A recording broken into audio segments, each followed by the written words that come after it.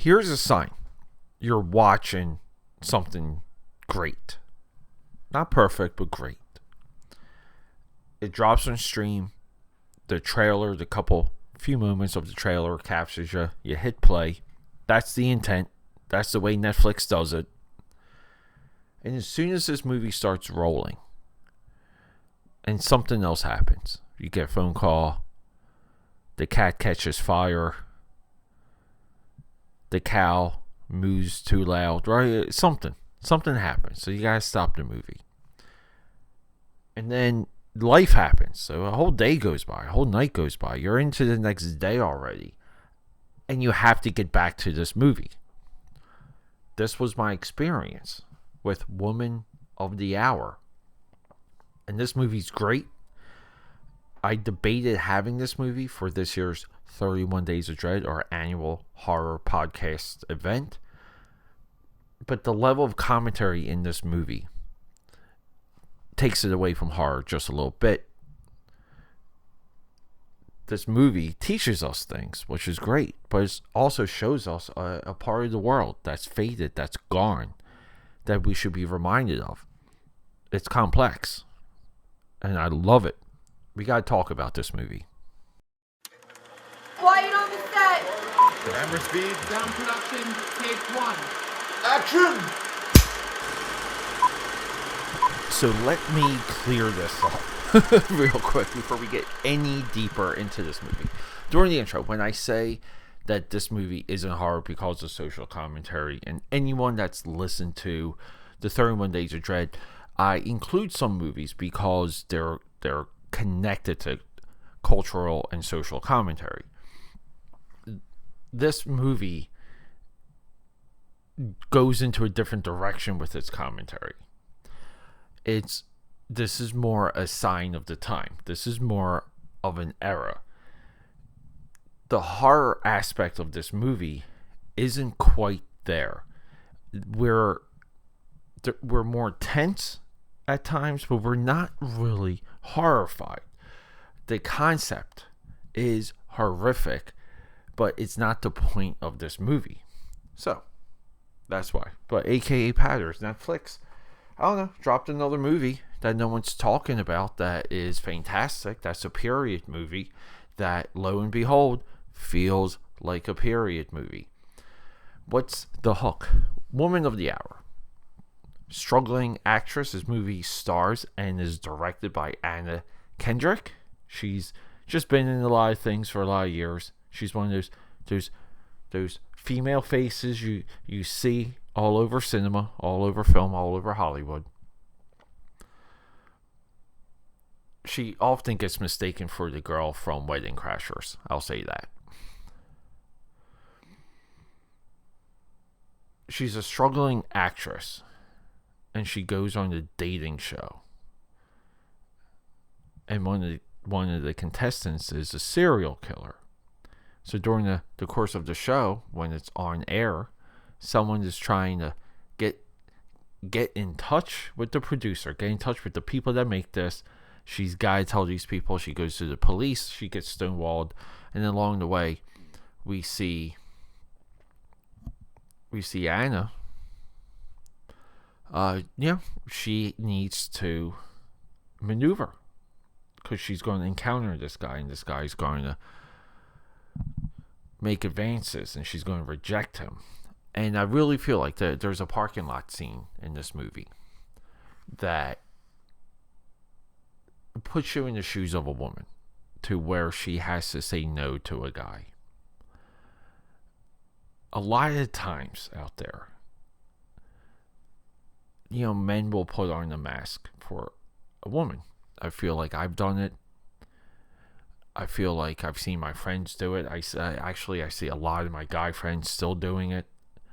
And it's really not worth it. It's something that's immature, but it's also something you should grow out of.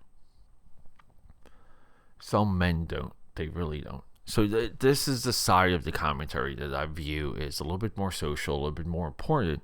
But this movie is thrilling. Like I said, this movie is very tense at times. Just through conversation, just through a parking lot, just through the reflections of the pavement. This movie captures us. But there's things that we see that they reflect into right now, and they're important. But if it's all within the context of a plot, and it feels like it's a part of the story, feels natural, if you will, that's okay. It's fine. This movie somewhat angers you with the break of the system. It angers you with how difficult police work actually can be, to where it's hard for them to listen to everything. We often get frustrated when we know police and law enforcement, as they say, is sitting on information, but your perception and the way that you receive that part of the story or that information, you need to push it in both directions. You do have to consider it's hard to do it all when you're a police department, and things happen, and it's sad and it's tragic. There's a murder scene that this movie pretty much opens up with that we cut to later. We cut to the woman who escaped, because we kind of see what this guy's killing fields are like, what he likes to do. He's a photographer. You know, he pumps the stock for the girls, makes them feel euphoric, makes them feel comfortable, and he goes in for the kill. I mean, it's that. But there's a scene where the woman, one of the girls, she's tied up, and you can see she's somewhat in a shallow grave, and she's bloodied and bruised, and she comes out of it, and our guy, our killer, is crying. And it's one of the most, I kind of want to say, if you watch Brett Ratner's Red Dragon, when the serial killer in that, when he kills himself right at the end of the movie, in a flaming house, by the way, it's a great scene. We see him break. You know, like we kind of see a little bit of this confused humanity come through. And, you know, we feel sorry for him for a split second.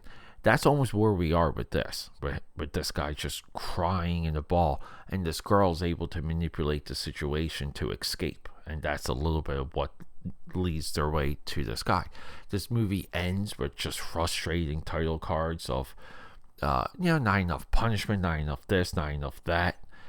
I don't want to say it's not of a time where law enforcement didn't take these things seriously. There's a science into a methodology and understanding and tracking what these individuals do.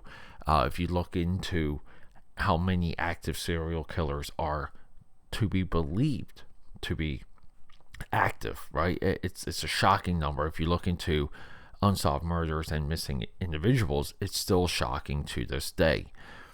These individuals happen to hide in plain sight, and they're still working on the techniques and the ideas of identifying this stuff and tracking it and narrowing down. A lot of times something like this needs to happen just to get law enforcement to knock on your door. But this movie is fantastic. Anna Kendrick is great in this movie. Everyone, the whole cast, Nicolette Robinson, Daniel Zavato, he's our bad guy. He is awesome. Cinematography, Zach Cooperstein deserves a shout out. I don't know what the budget is for this flick. I really don't care, but I think this movie is an absolute tour de force from her. I think this movie deserves real attention. It almost made the 31 Days of Dread. I love the poster. I'm looking at the poster I'm using for the thumbnail for this video. I love the font. Everything from this movie just screams of the time. This is a hard thing to do. We talk about this a lot. If this is her first, I don't know if this is her first directed movie, but it really deserves attention. And I don't know. Yeah, also director, executive producer. Yeah, this is our first directed. This is one of the great actor, actress, into filmmaker first entries that we've seen.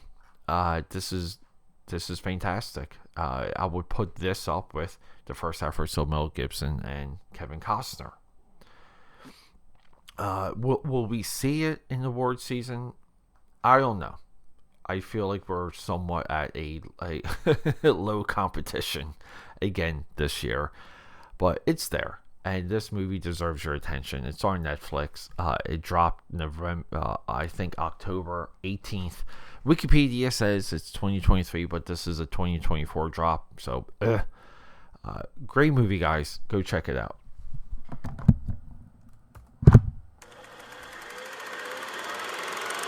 Okay, that's a wrap.